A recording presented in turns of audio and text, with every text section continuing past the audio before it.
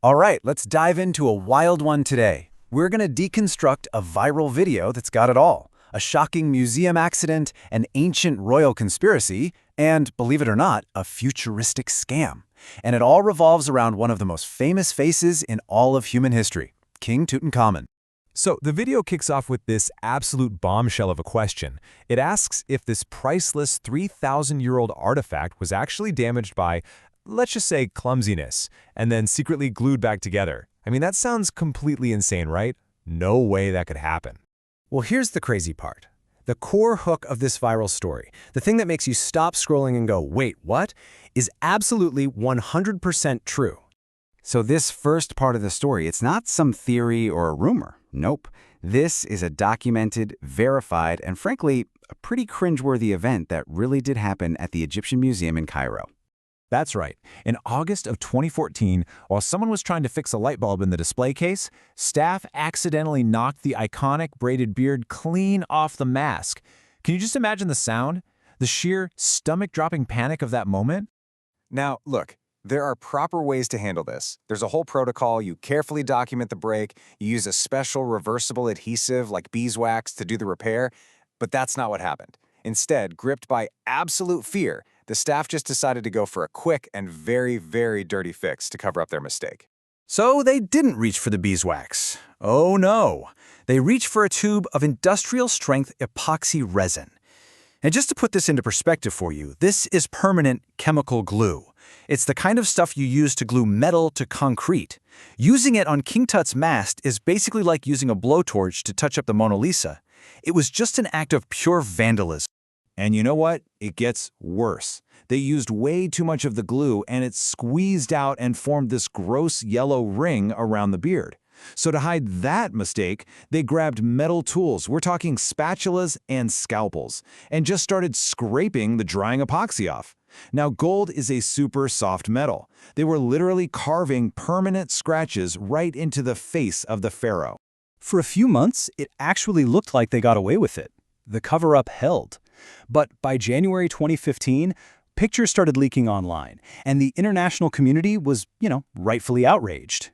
It took a team of German experts 2 full months of painstaking work, carefully heating and picking away at that plastic rock with little wooden tools just to undo the damage. And this is the really crucial point here.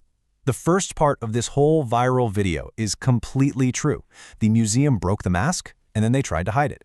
This verifiable fact gives the rest of the video a really powerful, but also pretty deceptive air of credibility. Okay, so now the video does something really clever. It pivots from this story of modern-day incompetence to a thrilling ancient mystery, a theory that, surprisingly, is actually the leading one among many top Egyptologists. The video asks an even more shocking question. What if this famous face isn't Tutankhamun's at all? What if it was actually stolen from another ruler's tomb? Now, this sounds like something out of a movie, but the forensic evidence for it is incredibly compelling. There are 3 big clues that historians point to. First off, the mask has pierced ears, and in all of royal Egyptian art, that's a feature you only see on women and children, not on adult male kings. Second, chemical analysis shows the gold alloy of the face itself is different from the rest of the headdress. And third, the hieroglyphs have been changed. And this right here is the smoking gun. An Egyptologist named Nicholas Reeves used these super high-resolution scans and found faint traces of an earlier name that had been erased inside the cartouche. And underneath Tutankhamun's name, he found the royal name of Queen Nefertiti, Ankh Khepere Nefer. So what's the verdict on this part? Highly probable. The leading academic theory is that when Tutankhamun died so suddenly, he was only 19, the royal workshops were totally unprepared. So they just took Nefertiti's mask, cut her face out, welded a new one in for Tut, and erased her name. The most famous object in history is likely a hand-me-down. So far, we've got a 100% true story, and a highly credible, fascinating theory.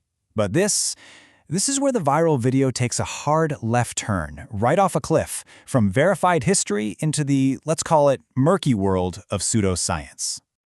The video introduces something called quantum resonance imaging, or QRI, and it presents it like it's a legitimate medical tool. But let's be super clear here. MRI is real physics. It uses powerful magnets to see inside your body. QRI, on the other hand, is just a marketing term.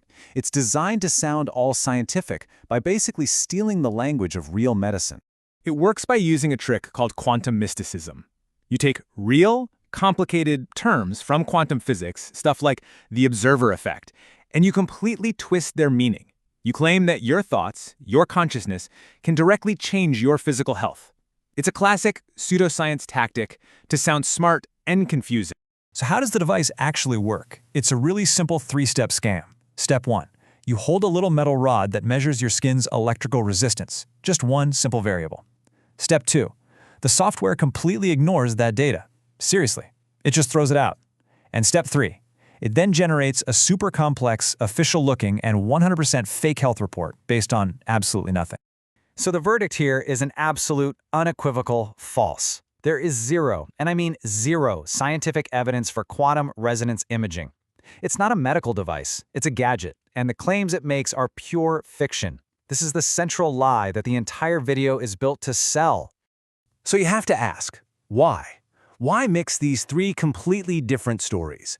Why would you blend a true museum screw-up, a probable ancient heist, and a totally fake medical device? Well, the answer reveals the secret formula for creating viral disinformation. It's a classic Trojan horse formula. It works like this. Step 1 is the hook, a verifiable, shocking truth, like the broken mask. That builds your trust. Step 2 is the twist, an intriguing, hard-to-disprove theory, like the Nefertiti connection, that makes you feel like you're in on a secret. And then comes Step 3, the payload, the profitable lie, which in this case is the quantum device, slipped in only after your skepticism has been lowered. Okay, let's pull all of these threads together and give a final verdict on this whole viral video. Let's just break it down one last time.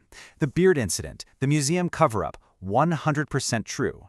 The theory that the mask was originally Nefertiti's, highly probable. Experts are about 85% confident on that one. The claim that quantum resonance imaging is a real medical tool, a firm 0%. Completely false. You see, this video isn't just true or false, it's way more clever than that. I like to call it a mystery sandwich. You've got this juicy slice of pseudoscience wedged right between two thick, delicious slices of verified historical drama. It uses the credibility of real history to sell you a dangerous piece of misinformation.